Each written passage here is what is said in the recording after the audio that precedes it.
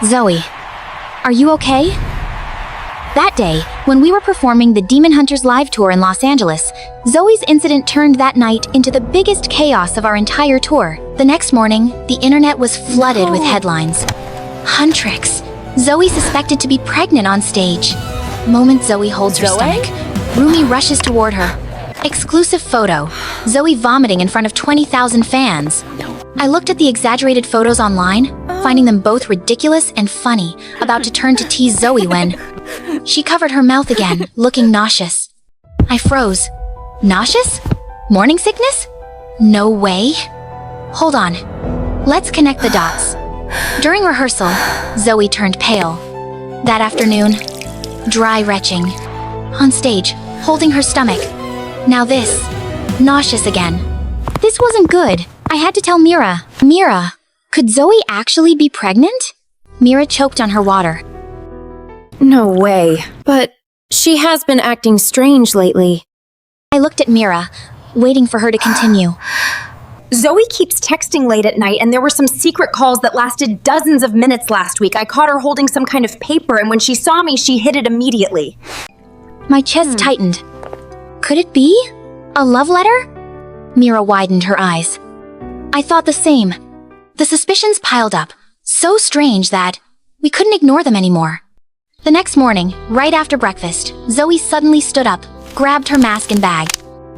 I need to go out for a bit, she said quickly, avoiding my and Mira's eyes.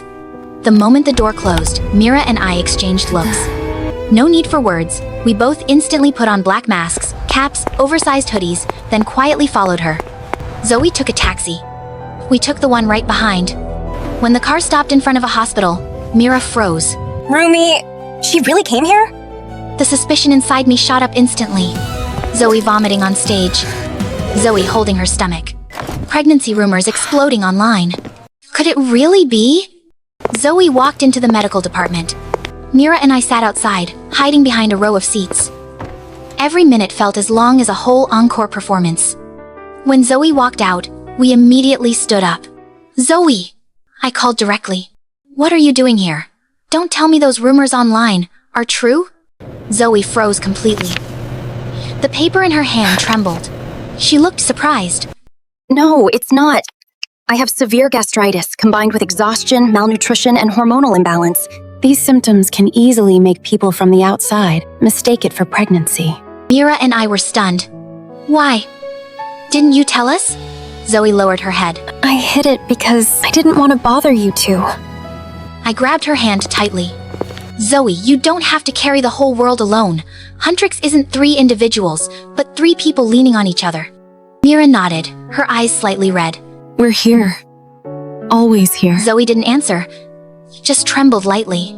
At that moment, I realized the pregnancy rumor was just the surface. I'm glad to see you too. What was truly frightening was that Zoey was turning herself into a shadow no one noticed. The next day, we appeared together in a live stream. Not long, only 3 minutes. Zoey smiled weakly but genuinely, saying, The rumor isn't true, but thank you for worrying about me. I just need a little rest. Fans flooded the screen with hearts. Comments filled the entire chat, and I knew, no matter how wild the scandals get, as long as the 3 of us stand together, Huntrix will never fall. Hello, I'm RUMI, a member of the idol group Huntrix. Today, I want to tell you a story I will never forget. One rainy night, I only meant to stop by a convenience store to buy some water, but ended up walking straight into a real kidnapping. That night, we had just finished our final rehearsal for the Los Angeles tour. I was so exhausted I didn't want to talk to anyone. I just wanted something cold to drink. The American sky was gray. The rain was falling softly like mist, and the street leading back to the hotel was almost empty. When the car stopped at an intersection, I told my manager to head back first and decided to walk alone to the artist's dorm nearby.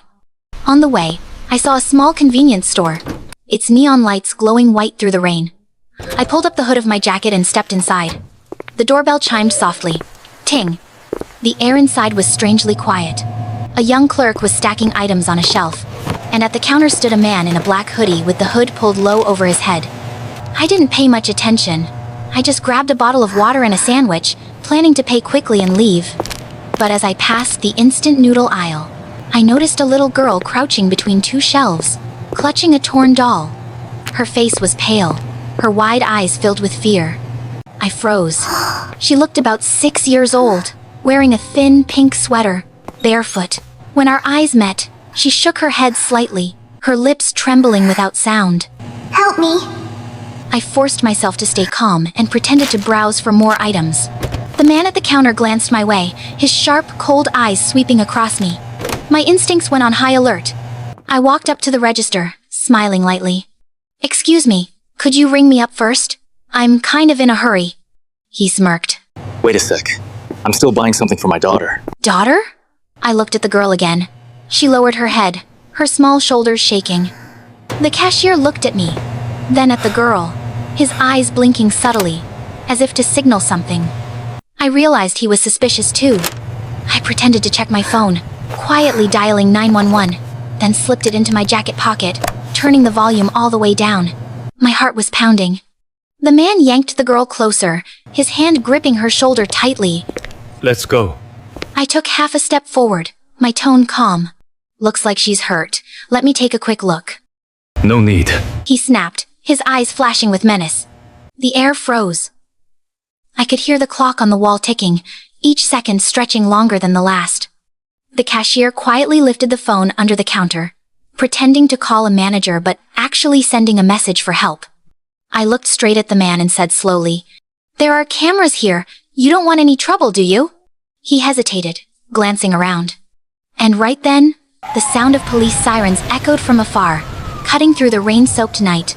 He panicked. His grip on the girl tightened as he pulled her toward the back door. My body reacted before I could think. I lunged forward and grabbed the child's arm. The girl screamed, a small sound that tore through the silence. He shoved me hard to the floor and bolted. The door slammed open, glass rattling against the wall. I saw his shadow disappearing into the rain, but red and blue lights flashed across the street as 2 officers rushed in, shouting, Police! Freeze! A loud thud. The sound of impact. The man was wrestled to the ground, handcuffed, screaming incoherently. I sat up, trembling, gasping for breath. The little girl threw herself into my arms, sobbing. I was so scared. "It's okay now. You're safe," I whispered, holding her tightly as my tears mixed with the rain. The next morning, the headlines read, "Famous idol group member saves young girl from kidnapping." The company told me not to make any public statements, but it didn't matter anymore. I understood then. Sometimes, a bottle of water bought in the rain can take you across the line between the ordinary and fate.